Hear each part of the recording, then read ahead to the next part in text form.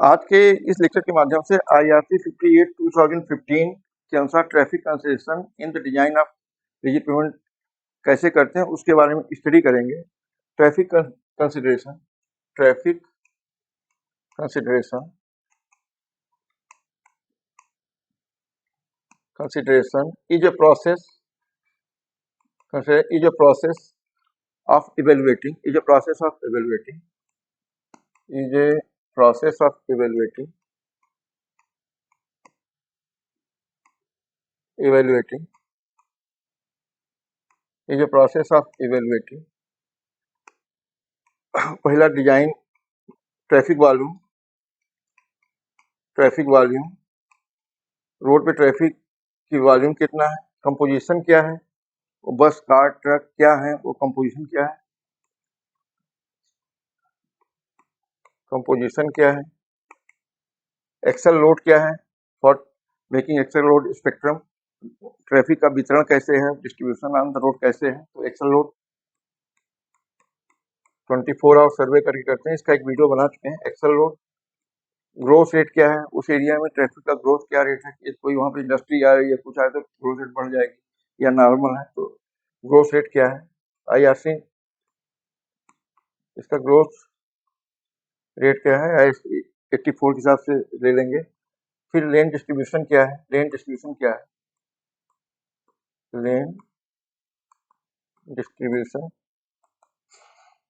क्या है, to determine design traffic to determine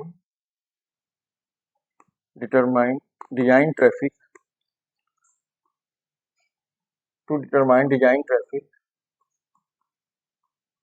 for the design of payment, design traffic for the design of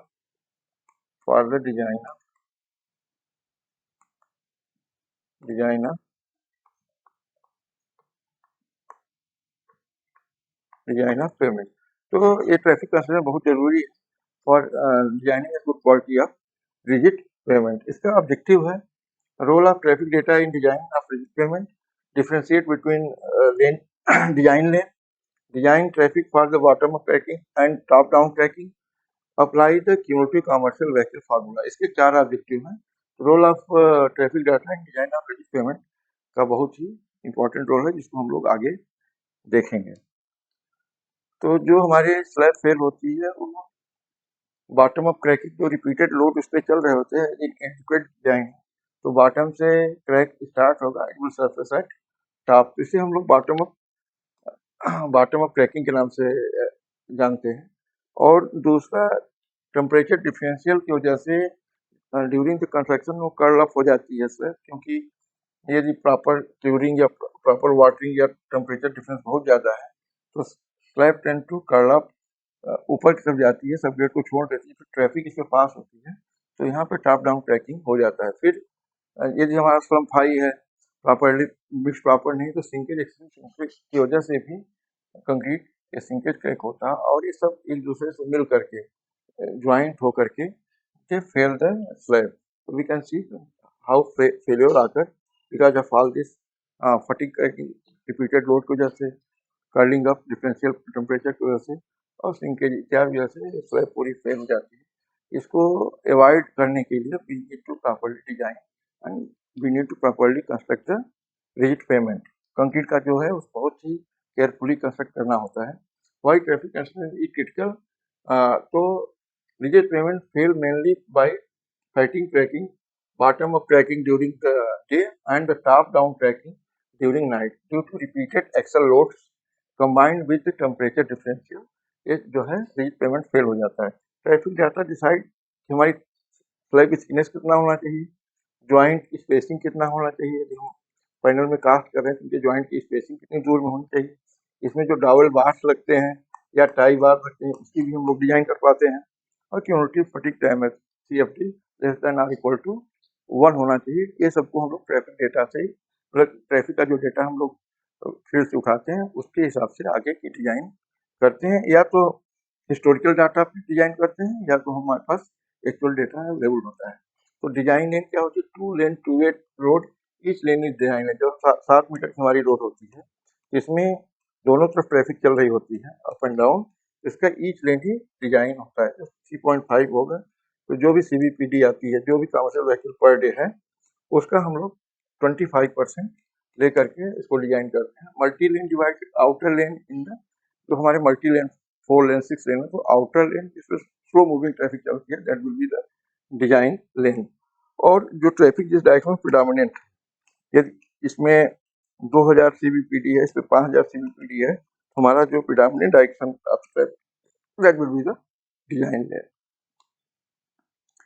तो जो IRC 9 में है, उसमें 24 आवर्स 7 डे क्लासिफाइड काउंट करते हैं कि कार कितना है, बस कितना, single axle, multi axle, tandem axle, tridem axle, कितने तरह की हमारी है, उसको क्लासिफाइड काउंट इसका IRC 9 में दिया गया है। मिनिमम ग्रोथ रेट 5% IRC 84 में दिया गया है, इससे ज़्यादा ही लेना चाहिए depending upon the side condition. एकदम किस एरिया में इस रोड को बना रहे हैं, वहाँ पे ट्रैफिक कंडीशन क्या है, तो कोशिश करें कि उसके हिसाब से, otherwise 5% can be taken. Separate daytime traffic for bottom-up tracking and nighttime traffic for the top-down tracking. Lateral wheel path distribution. Edge stress maximum only when outer tire touches the longitudinal edge. Outer tire जो longitudinal edge होता है, यदि outer tire यहाँ पे रहेगा तो maximum stress काज करेगा। We can see outer tire जब यहाँ पे रहेगा तो maximum bending moment होगा और area minimum होगा। We know that stress is P over A. यदि area minimum होगा तो डेवलप्ड स्ट्रेस स्लैब में ज़्यादा होगा, और यदि जैसे जैसे अंदर जाएगा एरिया बढ़ती जाएगी और स्ट्रेस कम होता जाएगा। वी कैन सी जो टायर जो रन करता है नॉर्मली 200 बिट्स का होता है, इसका जो डुअल टायर होते हैं वो 500 mm स्पेसिंग होते हैं, सेंटर सेंटर 1.8 मीटर स्पेसिंग होती है। For the design design engineer must know about हमारा जो व्हीकल कॉन्फ़िगरेशन है वो किस प्रकार से होता है, वो कैसे प्लेस करना है। तो tensile stress will be maximum when the tyre follow the long edge of the, जो हमारा पैनल है उसके लॉन्ग एज पे चलेगा, तो chances of damage to the edges are more. ये जो इनएडिक्वेट डिजाइन है, तो ये कितना होना चाहिए, ये आगे देखते हैं। ये हमारा जैसे कि single axle with dual tyre है, इसमें 80 किलोमीटर का लोड है, तो एक्सल पे जो डुअल टायर है 40 किलोमीटर का होगा और ईच टायर पे 20 किलोमीटर का प्रेशर 20 किलोमीटर का लोड आएगा। जो लोड डिस्ट्रीब्यूशन होता है टायर से वो सर्कुलर माना जाता है, तो 20 किलोमीटर। और जो टायर का प्रेशर है हमारा ये 0.8 MPa कोड में दिया गया, 0.7 से 1 MPa होता है, तो इसको डिजाइन के लिए 0.8 MPa हम लोग मानते हैं, कोड में इसका दिया भी है, तो डिवाइड बाई 0.8 MPa। इसको सॉल्व करेंगे तो it will come 25,000 AMM square area पर ये load distribution under one wheel होगा। तो यदि हम एज पे हमारा टायर चल रहा है तो इसका सेंटर ऑफ ग्रेविटी कहाँ होगा, इसका कैलकुलेशन हम लोग इजीली कर सकते हैं।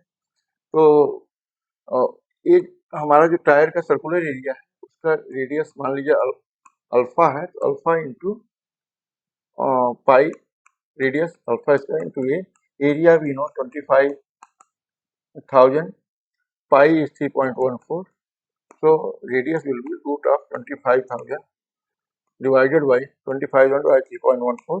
सॉल्व करेंगे तो we will get 25,000 divided by 3.14, so we get 89 mm.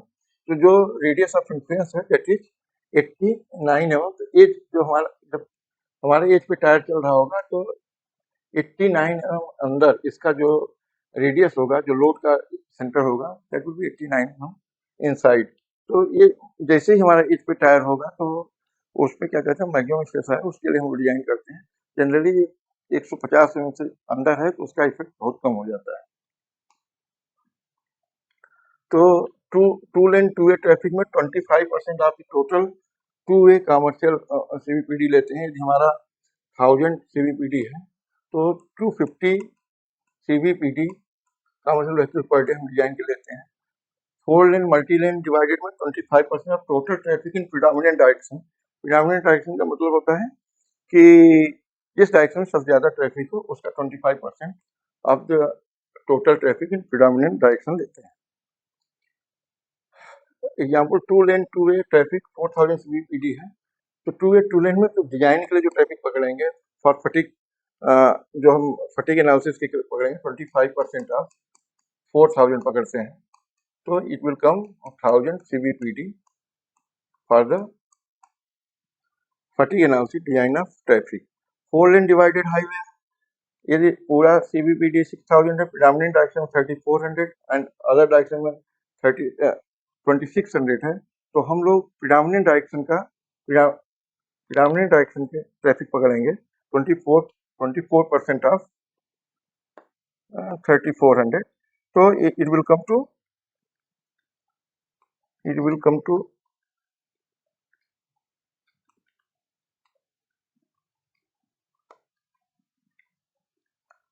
0.25 into 3400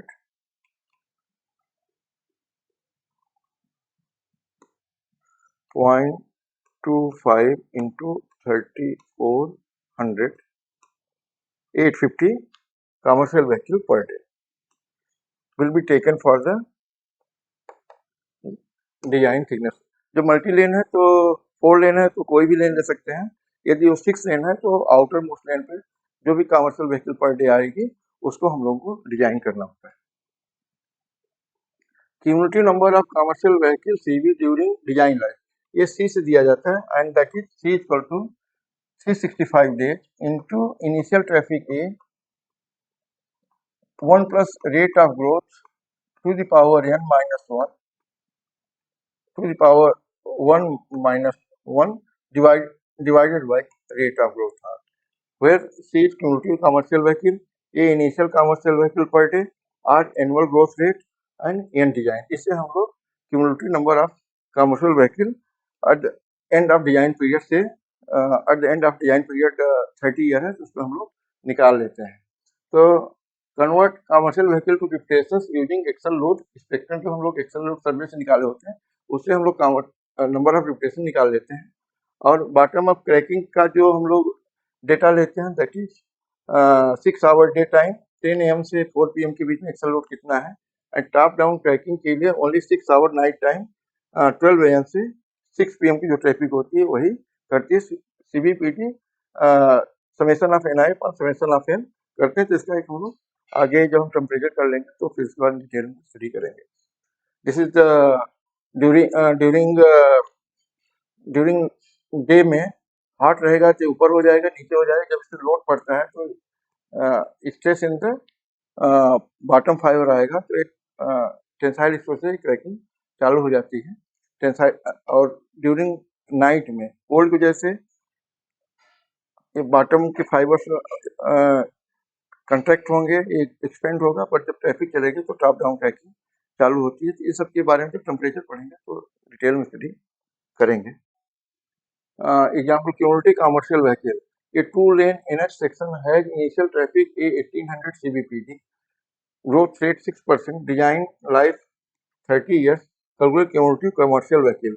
So we know 365 age 1800, 1 plus 0.6 to power 30 minus 1.06, so 51.94 we completed।